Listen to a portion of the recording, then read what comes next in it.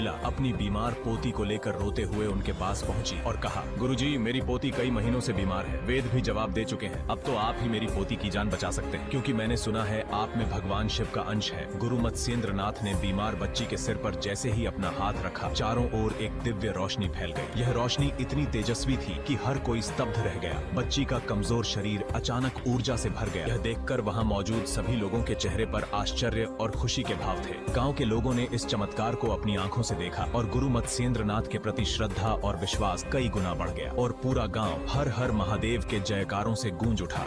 सन्यासियों के साथ घूमते घूमते गुरु मत्स्येंद्र नाथ पहुंचे एक बार फिर से नेपाल। जब गांव वालों को इसकी खबर मिली तो सभी अपने घरों से निकलकर गुरु मत्स्येंद्र नाथ का आशीर्वाद लेने पहुंचने लगे। तभी अपने घर से भागती भागती वही स्त्री आई जिसे 10 साल पहले गुरु मत्स्येंद्र नाथ ने पुत्र होने का आशीर्वाद दिया था। गुरु ने उस स्त्री को देखते ही पहचान लिया और उससे कहा, पुत्री, तुम्हारा बालक कहाँ है? तुम उसे लेकर नहीं आई? उस स्त्री ने कहा, बाबा, मेरी सास ने मुझसे वह प्रसाद छीनकर गौशाला में कहीं फेंक दिया था। ये सुनकर मत्स्येंद्र नाथ बहुत ही क्रोधित हुए। उन्होंने स्त्री से कहा, तुम मुझे लेकर चलो उस स्थान पर जहाँ तुम्हारी सास ने प्रसाद फेंका था। जब दोनों उस स्थान पर पहुंचे तब गुरु मत्स्येंद्र नाथ ने आवाज लगाई और गोबर के अंदर से एक बहुत ही सुंदर सा बालक निकला और सीधा दौड़ता हुआ गुरु मत्स्येंद्र नाथ के पास चला आया। गोबर के अंदर से जन्म होने के कारण उस बालक को गुरु मत्स्येंद्र नाथ ने गोरखनाथ नाम दिया, जो आगे चलकर एक महान गुरु बने और पूरे संसार में गुरु गोरखनाथ के नाम से विख्यात हुए। यह देखकर स्त्री की आंखें फटी रह गईं और उसने बालक को रोकने का बहुत प्रयास किया, मगर गुरु नहीं माने और बालक को अपने साथ ले गए। गुरु मत्स्येंद्र नाथ ये जानते थे कि यह बालक कोई आम बालक नहीं है। गुरु मत्स्येंद्र नाथ ने अपनी सभी शिक्षाएं गुरु गोरखनाथ को प्रदान की। इस तरह गुरु गोरखनाथ को अपने जीवन में गुरु के रूप में मत्स्येंद्र नाथ का मार्गदर्शन प्राप्त हुआ। समय बीता और गुरु गोरखनाथ संपूर्ण ज्ञानी बन चुके थे। इसके बाद वह अपने मार्ग पर आगे बढ़ गए। आगे का सफर जारी रखते हुए गुरु गोरखनाथ राजस्थान के स्थिर राजगढ़ के पास स्थित दत्ताखेड़ा गांव पहुंचे। यह स्थान नाथ संप्रदाय के इतिहास में एक महत्वपूर्ण अध्याय के रूप में जाना जाता है। गुरु गोरखनाथ ने पास ही के टीले पर जाकर योग साधना शुरू कर दी। गांव ददरेवा में चौहान वंश के राजा रिवर जी और खेबर जी का शासन था। उनके साथ उनकी जुड़वां रानियां माता काजल और माता बाचल महल में रहती थीं। ये दोनों रानियां निसंतान थीं। माता बाचल एक महान भक्त थीं, जो हमेशा भगवान शिव की पूजा में समय व्यतीत करती थीं। उनकी दयालुता का कोई हिसाब नहीं था। वह न केवल इंसानों से बल्कि पशु पक्षियों से भी गहरी स्नेह और प्रेम करती थीं। उनका जीवन प्रेम और सेवा का आदर्श था।